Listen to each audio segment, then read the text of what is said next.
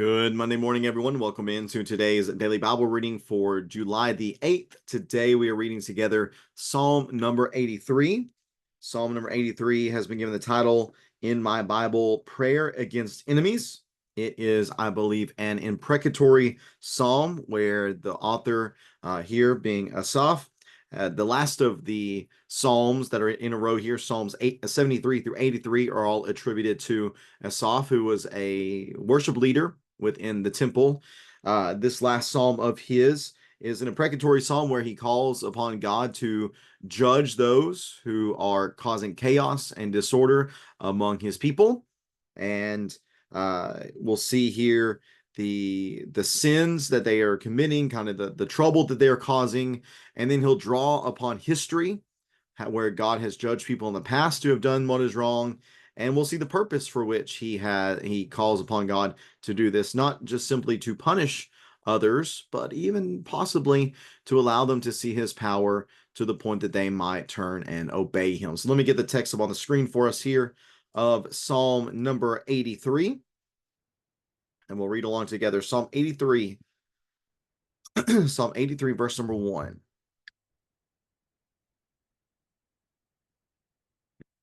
Psalm 83 and verse number 1.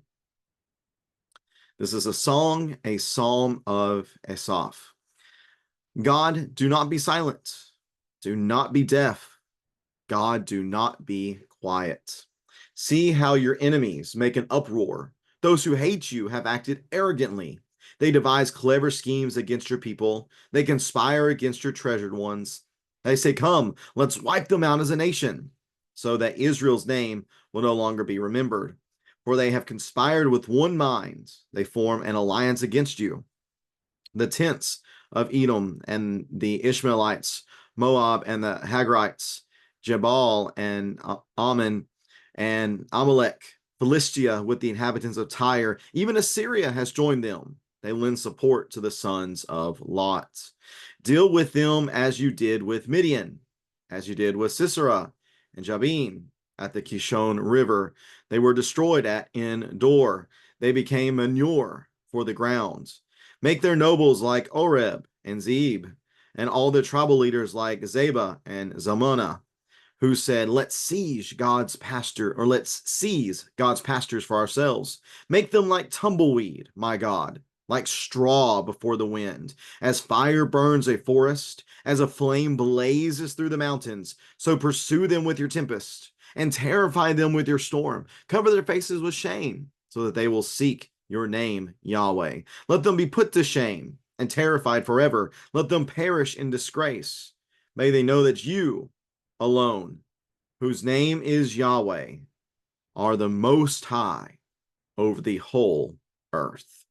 Psalm number 83, a prayer against enemies. Again, this is an imprecatory psalm where the psalmist is calling God's judgment down upon these enemies that he is facing. And in verses 1 through 5, we see where Asaph here, or the one who is writing in his name, and again, we've noted throughout these psalms that it could be Asaph himself who is writing the psalms, or it could be somebody that carries on his name in the tradition of the choir that he directed, might be writing in his tradition, you might say.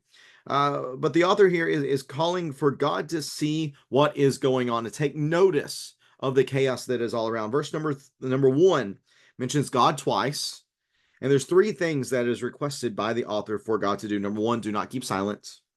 Number 2, do not be deaf. And number 3, do not be quiet.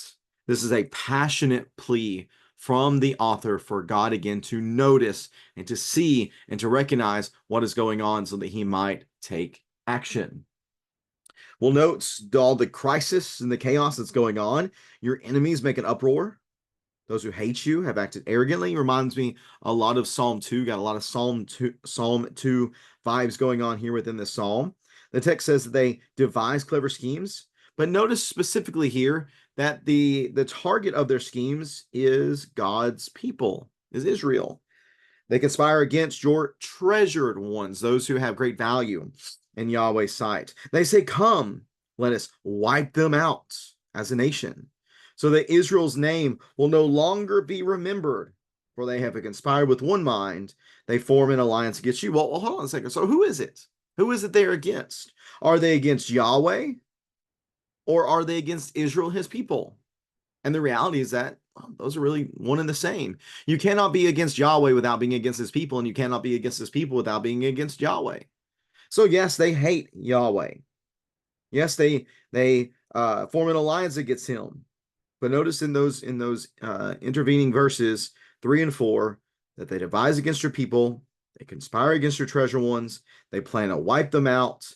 They are conspiring in such a way that they will no longer be remembered. These are true and real enemies of God. Now, which enemies of God? I don't know. We're not given here a specific moment in time when this psalm might have been authored for a specific situation. And what we see in verses 6, 7, and 8 are just all the various enemies of God that have been that have stood up against Israel and against their God down throughout history. Edom, obviously, the Ishmaelites, Moab, the Hagrites, Jabal, Ammon, Amalek, Philistia, the inhabitants of Tyre, even Assyria is thrown in here, the last great enemy of most specifically the northern tribes of Israel. And then even the sons of Lot, Moab, and Edom, they're mentioned here as well. All of these, again, are there was never one specific time whenever they all joined together against Israel. So again, I think these are all given just as a sampling of all those who at past times have been in conflict with Yahweh and his people. Well, what confidence or what reason should the author have confidence that Yahweh would come to the aid of his people? Well, we see that in verses 9, 10, 11, and 12, that he has in the past come to the aid of his people. And these are all mentioning things that happened during the time of the judges. Deal with them, the author says, as you dealt with Midian. Deal with Sisera, Jabin. Let's see, make them like the nobles like Oreb and Zeeb, like the tribal leaders like Zeba and Zalmunna. Even though they said, let us seize God's pastures for ourselves. Well, you did not let them. But specifically, it was Gideon, it was Deborah and Barak and Jael. These were the judges that took place during the time of these stories taking place. But notice they're not mentioned. I wonder why. I think I'll suggest to you that the reason they're not mentioned is because the author here is recognizing that the one who truly stood up and defended his people, it was God. God was the one who did these things. He is the one who truly delivers, not the judges. Yes, he used the judges as his tools for deliverance, but the one who truly did the saving here was Yahweh. So, Lord, do it again. Deliver us again. Here's the plea. Make them like tumbleweed, my God, like straw before the wind. Make them have no power, no strength, no substance, where you're just, and they're gone. Make them like that. As a fire burns a forest, as a flame blazes through the mountains, so pursue them with your tempest and terrify them with your storm. So God's power here is described as a flame, a blazing flame, is described as a tempest, as a great storm. Remember, the pagan deity of Baal was described as the storm god, and we looked yesterday, or on Friday, I should say, at Psalm 82. We noted there from Psalm 29 that all of the attributes that were often given to Baal are laid truly at the feet of Yahweh, for they belong to him. So he is the one whose power is like a great fire. It's like a great tempest, like a great storm. He has the power to cover their faces with shame for this purpose, though. Remember, I said this psalm is not just about purely punishing people for their sin or their obstinance against God and his people, but here's a purpose. Here's a desired purpose, that they may seek your name, Yahweh. Let them be put to shame and terrified forever. Let them perish in disgrace. Number 2, may they know that you alone, whose name is Yahweh, that you are the Most High over the whole earth. So number 1, let them seek you. Let them have a desire to know you. And then let them actually know you. through your punishment of them, through your showing of your great power and sovereignty, may they seek you, may they turn away from pagans, from pagan idols and pagan worship, pagan gods and deities. May they turn to you, seek you, and then by your grace and mercy, may they know you. Well, know what? We'll know that his name is Yahweh. Mentioned 3 times about Yahweh's name. The first time is in verse number, let's see here, verse number, where is it at here? Verse number 4. So that Israel's name will no longer be remembered. And then verses 16 and 18, may they seek your name, Yahweh. Verse 18, those may they know that you alone, whose name is Yahweh, are the most high over the whole earth. So what's the deal with the name, with the name Israel, with the name Yahweh? All of these are covenant names, that they will come to know Yahweh's covenant nature, that he is a rewarder of those who diligently seek him, that he is a defender of those who put trust in him, that he exalts those who submit and humbly come before him, but that he punishes those who stand in obstinance, who stand stubbornly and seek to defeat him in some way. Yahweh is faithful to his covenants, yet he will punish those who disregard them and break them. So here within the psalm, we see Asaph noticing all the chaos of the nations around, of those who stand against God and his people. And the cry is, God, bring justice. Punish those who stand against you. Punish those who persecute your people.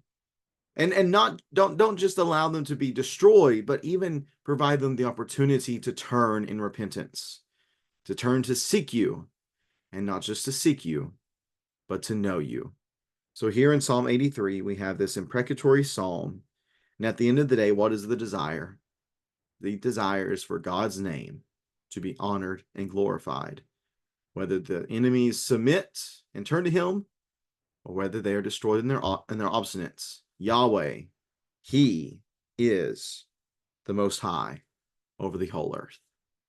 If you have any questions or comments about Psalm number 83, please feel free to leave that in the comments section below. And I do appreciate you take some time reading along with me today on this Monday. Hope you have a great start to your week. And we're looking forward to reading again together on Wednesday. We'll be reading Psalm 84, Longing for God's House. We're moving on from the Psalms of Asaph. Excuse me, we'll see that these Psalms, or Psalm, well, yeah, I guess the next couple Psalms are going to be Psalms of the sons of Korah. Very much looking forward to reading that with you then. Take care and God bless.